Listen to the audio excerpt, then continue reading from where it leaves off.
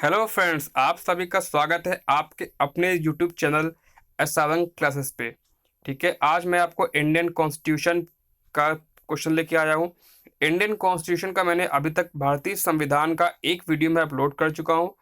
अगर आपने नहीं देखा है तो डिस्क्रिप्शन बॉक्स में लिंक अवेलेबल है, वहाँ जाकर आप उस वीडियो को पूरा देखिए। जब आप पूरा वीडियो देखेंगे, क्योंकि सारे क्वेश्चन पॉइंट वाइज उसमें मैंने बताए हुए हैं, उस वीडियो देखने के बाद आप इस वीडियो को देखिएगा। इसमें क्वेश्चन आंसर से संबंधित क्वेश्चन है। भारतीय संविधान सभा से संबंधित क्वेश्चन आंसर जितने हैं 65 क्वेश्चन की सीरीज है। 2 पार्ट में वीडियो अपलोड करूंगा। फर्स्ट पार्ट आपका होगा 1 से 35 क्वेश्चन, सेकेंड पार्ट 36 से 65 क्वेश्चन के बीच का है। सारे क्वेश्चन इंपॉर्टेंट है। अगर आज चीज आपको ना समझ में आए तो आप कमेंट बॉक्स में आप पूछ सकते हैं कि ये सर क्वेश्चन क्लियर नहीं है। आपसे एक रिक्वेस्ट है, अगर आप नए विजिट हैं मेरे चैनल पे तो आप चैनल को सब्सक्राइब कर लीजिए। बगल में बेल आइकन होगी, उस पर क्लिक कर लीजिए, जिससे कि आपको हर एक लेटेस्ट वीडियो का अपडेट मिलता रहे। आइए टाइम को वेस्ट ना करते हुए चलते हैं। ठीक है, वीडियो अच्छा लगे तो लाइक कर दीजिएगा। इंडियन कॉन्स्टिट्यूशन, भारतीय संविधान से संबंधित प्रश्न, क्वेश्चन आंसर। ठीक है, अभी तक आपको मैंने थ्योरी का पार्ट बताया था, वही पॉइंट वाइज था।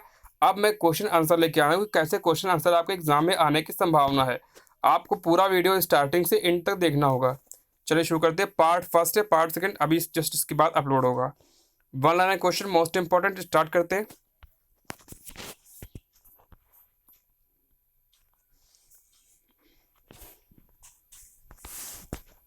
देखिए, 1922 में किसके द्वारा उद्गार व्यक्त किया गया कि भारतीय संविधान भारतीयों की इच्छा अनुसार होगा?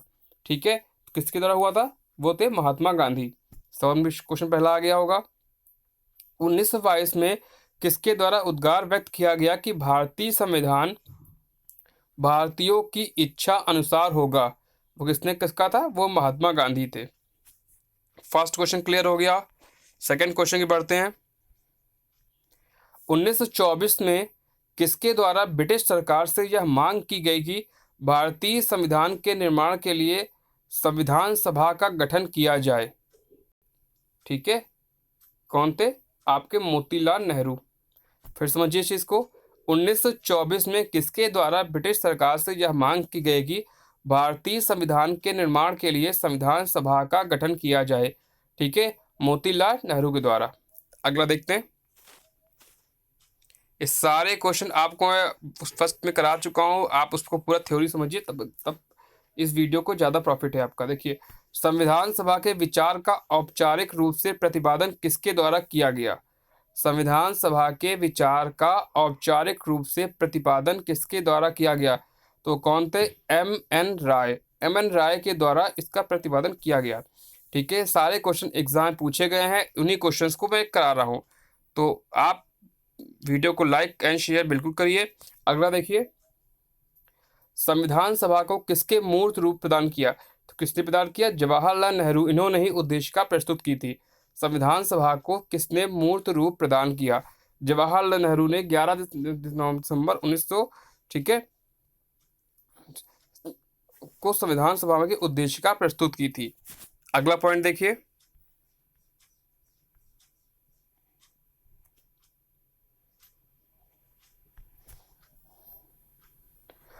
कांग्रेस ने किस वर्ष किसी प्रकार के बाह्य हस्तक्षेप के बिना भारतीय जनता द्वारा संविधान के निर्माण की मांग को लेकर प्रस्ताव पारित किया था? वो कब था? 1936 में। ठीक है, कांग्रेस ने किस वर्ष किसी प्रकार के बाह्य हस्तक्षेप के बिना भारतीयों द्वारा जनता के संविधान के निर्माण की मांग को लेकर प्रस्ताव पारित किया? कब किया था? 1936 में। ये पॉइंट भी आपके लिए इंपॉर्टेंट था, इस चीज को आपने नोट कर लिया। चलते हैं अगले पॉइंट की तरफ। देखिए, 1938 में किस व्यक्ति ने वयस्क मताधिकार के आधार पर संविधान सभा के गठन की मांग की? वो कौन थे? जवाहरलाल नेहरू ने। 1938 में किस व्यक्ति ने वयस्क मताधिकार के आधार पर संविधान सभा की गठन की मांग की? कौन थे? जवाहरलाल नेहरू ने मांग की थी। अगला पॉइंट देखिए। ये सारे पॉइंट इंपॉर्टेंट है, आप स्टार्टिंग से एंड तक बने रहिए, तभी आप इस वीडियो को अच्छे से समझ सकेंगे। थोड़ा सा गला खराब है। वर्ष 1942 में किस योजना के तहत यह स्वीकार किया गया कि भारत में एक निर्वाचित संविधान सभा का गठन होगा? जो युद्धोपरांत संविधान का निर्माण करेगी। कब किया? क्रिप्स योजना, क्रिप्स मिशन के तहत ये चीज़ की गई। वर्ष 1942 में किस योजना के तहत यह स्वीकार किया गया कि भारत के निर्वाचित संविधान सभा का गठन होगा या युद्धोपरांत संविधान का निर्माण करेगी? तो कौन सी योजना थी वो आपकी क्रिप्स योजना थी। अगला पॉइंट देखिए, संविधान सभा के गठन की मांग सर्वप्रथम 1895 में किसके द्वारा प्रस्तुत की गई थी? तो कौन थे? आपके बाल गंगाधर तिलक के द्वारा संविधान सभा के गठन की मांग 1895 में प्रस्तुत की गई थी। ठीक है, सारे पॉइंट ध्यान से समझिएगा। अगला पॉइंट देखिए, भारत के संविधान सभा का गठन करने का आधार क्या था?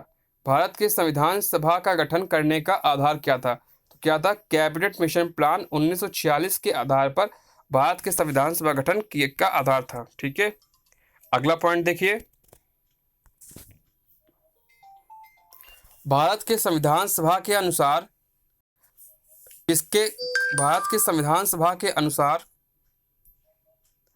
गठित की गई। तो किसके अनुसार गठित की गई थी? वो था आपका कैबिनेट मिशन योजना। कैबिनेट मिशन योजना के अनुसार, ठीक है, आपका संविधान की गठन हुआ था। अगला देखते हैं 11 पॉइंट क्या नंबर कहता है इसमें। सबसे इंपॉर्टेंट पॉइंट है, सन 1936 में भारतीय राष्ट्रीय कांग्रेस द्वारा संविधान सभा के गठन की मांग कहां पर हुए अधिवेशन में रखी गई थी? तो कहां पर हुए अधिवेशन रखी थी? फैजपुर में। फिर नोट कर लीजिए इस पॉइंट को, सन 1936 में भारतीय राष्ट्रीय कांग्रेस द्वारा संविधान सभा के गठन की मांग कहां पर रखे हुए अधिवेशन में हुई थी? वो था फैजपुर। अगला पॉइंट, कैबिनेट मिशन योजना के अनुसार संविधान सभा में कुल कितने सदस्य होने थे? कितने होते? 389। इस चीज़ को मैंने अपने पिछले वीडियो में अच्छे से डिस्क्राइब किया है कि 380 292 कौन थे, 73 कौन था। उस वीडियो को आप देख सकते हैं, लिंक डिस्क्रिप्शन बॉक्स में अवेलेबल है। अगला देखिए क्वेश्चन, संविधान सभा के विभिन्न प्रांतों के लिए 292 सदस्यों का निर्वाचन होना था। इनमें से कांग्रेस के कितने प्रतिनिधि निर्वाचित होकर आए? तो कितने थे? 208 लोग कांग्रेस से निर्वाचित होकर आए थे। ठीक है, फिर समझ लीजिए, संविधान सभा के विभिन्न प्रांतों के लिए 292 सदस्यों का निर्वाचन होना था। इनमें से कांग्रेस के 208 प्रतिनिधि निर्वाचित होकर आए थे। अगला देखिए, पुनर्गठन के फलस्वरूप वर्ष 1947 में संविधान सभा के सदस्यों की कुल संख्या कितनी थी? कितनी थी? 299 रह गई। फिर समझ लीजिए, पुनर्गठन के फलस्वरूप वर्ष 1947 में संविधान सभा के सदस्यों की संख्या कितनी रह गई? कितनी रह गई? 299। उस समय मुस्लिम लीग अलग चुक हो चुका था पहले। ठीक है, आप इस चीज को समझ सकते हैं, बंटवारे की पहले की बात है। अगला देखिए, संविधान सभा पुनर्गठित में देशी रियासतों के लिए कितने प्रतिनिधि थे? ठीक है, कितने थे? 70 लोग थे जो देशी रियासत से आए थे। जो सबसे बड़ी कहाँ की वो थी रियासत? हैदराबाद की। ठीक है, तो कितने लोग थे? 70 लोग थे। अगला पॉइंट देखिए, पुनर्गठित संविधान सभा में विभिन्न प्रांतों के कितने प्रतिनिधि थे? कितने थे? 229। ठीक है, पुनर्गठित संविधान सभा में विभिन्न प्रांतों के कितने प्रतिनिधि थे? कितने थे? 229। इस पॉइंट को आप क्लियर कर लीजिएगा। अभी मैंने ऊपर क्वेश्चन में क्या कराया था, क्वेश्चन में अंतर ध्यान रखिएगा। अगला देखिए, कैबिनेट मिशन योजना के अंतर्गत संविधान निर्माता परिषद में प्रत्येक प्रांत के लिए आवंटित सदस्यों की संख्या निर्धारित करने के लिए एक प्रतिनिधि कितनी जनसंख्या के अनुपात में था? कितने था? 10 लाख व्यक्ति। 10 लाख व्यक्ति पर एक प्रतिनिधि का निर्वाचन किया जाना था। ये था कैबिनेट मिशन योजना के अंतर्गत। ठीक है, तो इस पॉइंट को समझ लीजिए। अगला पॉइंट देखिए, मेरा प्रीवियस वीडियो है वो आपके लिए बहुत इंपॉर्टेंट है कि उसी वीडियो के आधार पर ये क्वेश्चन सारे कराए जा रहे हैं, उसको देखना मिस मत करिए। संविधान सभा में कितने प्रांत का प्रतिनिधित्व सबसे अधिक था? तो किसका था? संयुक्त प्रांत का। संयुक्त प्रांत का प्रतिनिधित्व सबसे अधिक था संविधान सभा में। अगला पॉइंट, संविधान सभा में किस देशी रियासत के प्रतिनिधि ने भाग नहीं लिया था। तो कौन सी थी वो? हैदराबाद। सबसे बड़ी रियासत कहा जाता है हैदराबाद को, और इसी रियासत ने इसमें भाग नहीं लिया था। संविधान सभा में किस देशी रियासत के प्रतिनिधि ने भाग नहीं लिया था? तो कौन थी वो? हैदराबाद थी, हैदराबाद रियासत। अगला पॉइंट देखिए, बी आर अम्बेडकर का संविधान सभा में निर्वाचन हुआ था। कहाँ से हुआ था? पश्चिम बंगाल से। पश्चिम बंगाल से इनका निर्वाचन हुआ था जब हिंदुस्तान और पाकिस्तान का ठीक है अलग नहीं हुए थे। उसके बाद जब पुनर्गठन हुआ तब इनका निर्वाचन कहाँ से हुआ था? वो हुआ था बॉम्बे से। आप इस चीज़ के लिए आप मेरा वीडियो देखना बहुत ज़रूरी है। अगला पॉइंट देखिए, मुस्लिम लीग ने किस कारण से संविधान सभा का बहिष्कार किया? ये पॉइंट समझ लीजिए, बहुत इंपॉर्टेंट है। मुस्लिम लीग के मुसलमानों के लिए एक अलग संविधान सभा चाहता था। मुस्लिम लीग के 73 लोग थे, उसमें मुस्लिम लीग मुसलमानों के लिए एक अलग संविधान सभा चाहता था। और बाद में क्या हुआ? 1947 में पाकिस्तान अलग से एक देश बना। अगला देखिए पॉइंट, संविधान सभा के सदस्य प्रतिनिधि थे। कहाँ से थे? जनता द्वारा अप्रत्यक्ष निर्वाचित। जनता द्वारा अप्रत्यक्ष निर्वाचित थे वो संविधान सभा के सदस्य प्रतिनिधि थे। ठीक है, अगला पॉइंट देखिए, ये सारे क्वेश्चन इंपॉर्टेंट हैं, मिस मत करिए, सही से पढ़ लीजिए, आपके एग्जाम के लिए वेरी इंपॉर्टेंट है। अगला देखिए, भारतीय संविधान निर्माता सभा, ठीक है, क्या है? प्रांतीय विधानसभा द्वारा परोक्ष रूप से अनुपातिक प्रतिनिधित्व प्रणाली द्वारा चुनी गई थी। किसके द्वारा? अनुपातिक प्रतिनिधित्व प्रणाली द्वारा चुनी गई थी। भारतीय संविधान निर्माता सभा क्या थी? प्रांतीय विधानसभाओं द्वारा परोक्ष रूप से अनुपातिक प्रतिनिधित्व द्वारा चुनी गई थी। अगला देखिए 24 नंबर, 25 नंबर की 35 की सीरीज है, पूरी करनी है आपको।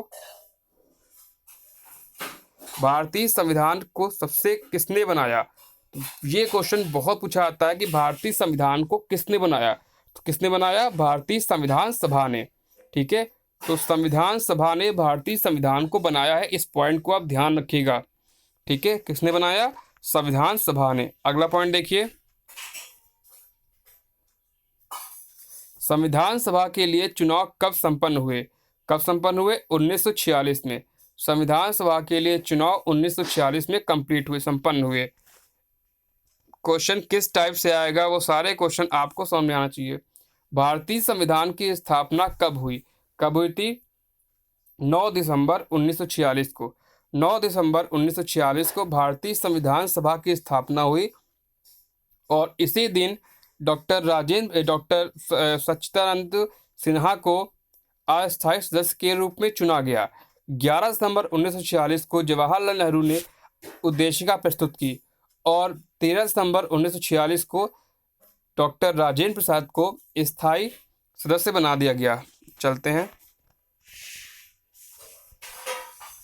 संविधान सभा का प्रथम अधिवेशन कहाँ हुआ था? तो ये पूछा जाता है, तो कहाँ हुआ था? दिल्ली में। संविधान सभा का प्रथम अधिवेशन कहाँ हुआ था? दिल्ली में। दिल्ली में कहाँ हुआ था? इसके लिए आपको मेरा प्रीवियस वीडियो जो संविधान का मैंने अपलोड किया है उसका डिस्क्रिप्शन बॉक्स में लिंक है, उस पर आप देखिए, पॉइंट पर हर एक क्वेश्चन का आपको आंसर वहां से मिल जाएगा। चलते हैं अगले क्वेश्चन की तरफ।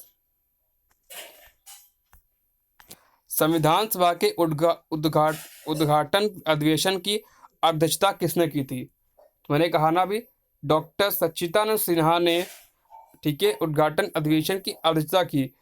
ठीक है, इन्हीं को अस्थायी सदस्य बनाया गया था, सबसे पहले अस्थायी अध्यक्ष बनाया गया था।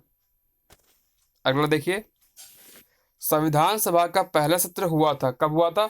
9 दिसंबर 1946 को संविधान सभा का पहला सत्र हुआ था। ये 4 क्वेश्चन, इसी सिर्फ क्वेश्चन घुमाया जा रहा है, बात वही है। 9 दिसंबर 1946 को सच्चिदानंद सिन्हा को अस्थायी अध्यक्ष के रूप में संविधान सभा का बनाया गया था। तो पहला सत्र कब हुआ था? 9 दिसंबर 1946। अगला देखिए, संविधान सभा का अस्थायी अध्यक्ष कौन थे? कौन थे वो? सच्चिदानंद सिन्हा थे। सच्चिदानंद सिन्हा जो थे अस्थायी अध्यक्ष थे 9 दिसंबर 1946। 11 दिसंबर 1946 को डॉक्टर जवाहरलाल नेहरू ने क्या प्रस्तुत की थी? उद्देशिका। और 13 दिसंबर 1946 को डॉक्टर राजेंद्र प्रसाद को स्थायी अध्यक्ष के रूप में संविधान सभा ने चुना। चलते हैं अगले पॉइंट की तरफ।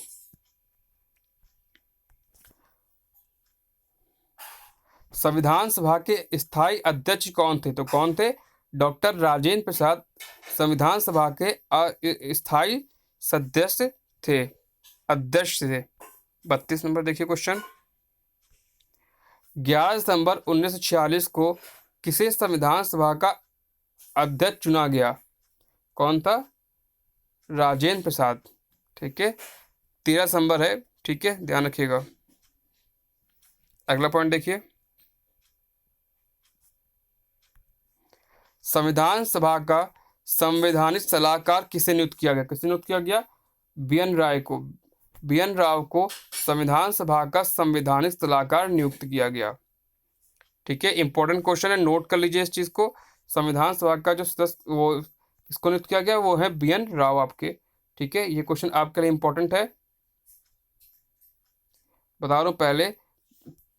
बी.एन. राव को संविधान सभा का संवैधानिक सलाहकार नियुक्त किया गया। अगला पॉइंट देखिए। संविधान सभा के चुने हुए स्थायी अध्यक्ष कौन थे? तो कौन थे? डॉक्टर राजेंद्र प्रसाद। राजेंद्र प्रसाद जो थे वो संविधान सभा के चुने हुए स्थायी अध्यक्ष थे। अगला देखिए।